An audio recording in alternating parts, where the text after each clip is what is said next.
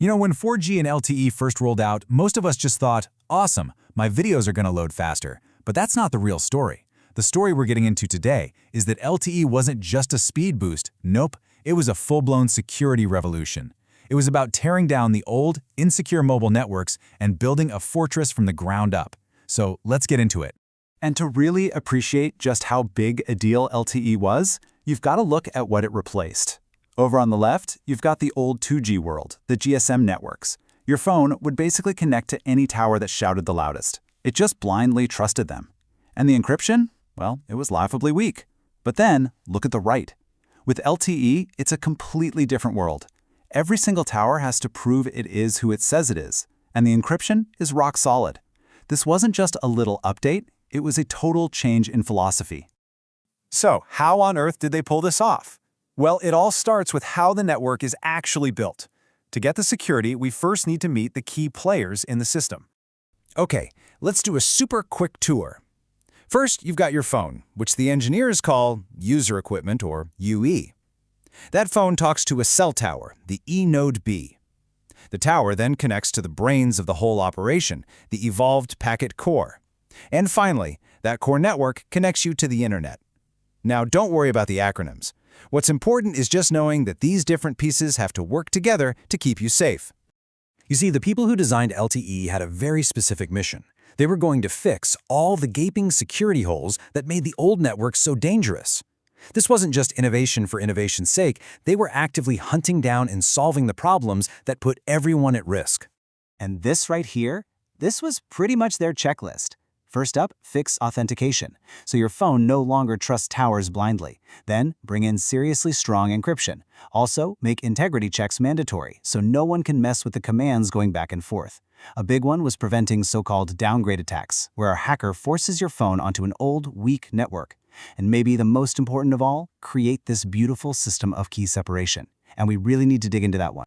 Which brings us to my favorite part of LTE's entire design, its fortress of keys. Honestly, if you remember just one thing from all this, make it this idea of a key hierarchy.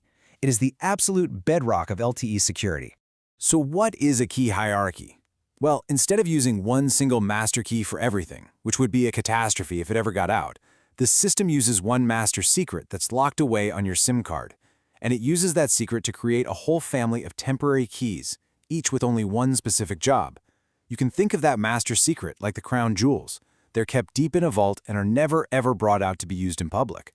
And you can see this key ladder in action right here. Way up at the top, you have that root secret K, safe inside your SIM. From that, a temporary anchor key is created just for the main network. Then from that key, another key is generated just for the specific cell tower you're talking to right now.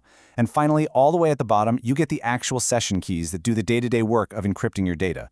See how every step moves further away from that precious root secret? And this is why that's so brilliant. It's all about compartmentalization. Because of that ladder, if an attacker somehow managed to steal a temporary session key at the bottom, they couldn't use it to work their way back up and find the master secret. The damage is completely contained. The rest of the fortress stands strong. For you, this means your core identity stays safe no matter what. Now, building on that idea of smart design, LTE is also really clever about how it treats different kinds of information. It knows that the signals managing your phone's connection are way different from, say, the cat video you're watching. So it applies different security rules for these different jobs. I mean, think about it for a second. Your phone is constantly sending little location updates to the network so it knows which tower to connect you to. Should that tiny signal have the exact same kind of security as your private video call? The architects of LTE said absolutely not. So here's how they split it up. On the left, you've got the control plane. This is all the critical signaling stuff like authentication and those location updates. This traffic gets encrypted, of course, but it also gets mandatory integrity protection. That's a check to make sure nobody's tampered with the message. On the right, you have the user plane. That's your actual data, your calls, your internet traffic. It's all strongly encrypted for privacy. But those integrity checks aren't required.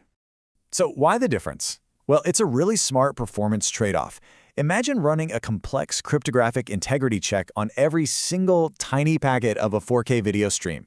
It would just add a ton of overhead and slow everything down. So LTE makes a calculated choice. It demands perfect integrity on the signals that control the network itself, but for your data, it prioritizes speed and efficiency while still wrapping it all in strong encryption. All right, let's talk about one of the oldest bogeymen in mobile security, the fake cell tower. You've probably heard of them as IMSI catchers or stingrays. These are devices that pretend to be a real network tower to try and spy on your phone. Let's look at how LTE was built specifically to shut this attack down. The secret weapon here is something called mutual authentication, and this was a total game changer. Back in the 2G days, your phone had to prove who it was to the tower, but the tower proved nothing in return. It was a one-way street. With mutual authentication, it's a two-way street. Your phone checks the network's ID, and the network checks your phone's ID. Trust has to be earned on both sides. So how's it work? Well, in really simple terms, your phone and the network perform a secret cryptographic handshake. Since they both share a secret key, they can prove to each other that they're legit. A fake tower, a stingray, it doesn't have that secret. So when your phone asks it for the secret handshake, it can't respond correctly. Your phone immediately knows something's wrong and just drops the connection. Attack over. So as we start to wrap this up, let's just zoom out for a second and look at the big picture ideas that made LTE security so powerful and so influential. These principles didn't just protect 4G, they really set the stage for everything that's come since. So let's just run through the greatest hits one more time. First, that master key never ever leaves your SIM card. Second, that layered key hierarchy means any potential breach is contained. Third, mandatory integrity on control signals prevents an attacker from hijacking your connection. And finally, keys are temporary and constantly changing for every session. It all adds up to a deep, multi-layered defense system.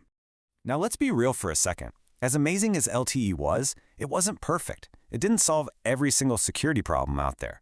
There were still some clever ways that an attacker might be able to figure out your identity or launch certain signaling attacks. And it's those lingering issues, those small cracks in the fortress, that became the primary motivation for designing the next generation of security in 5G. So here's the bottom line.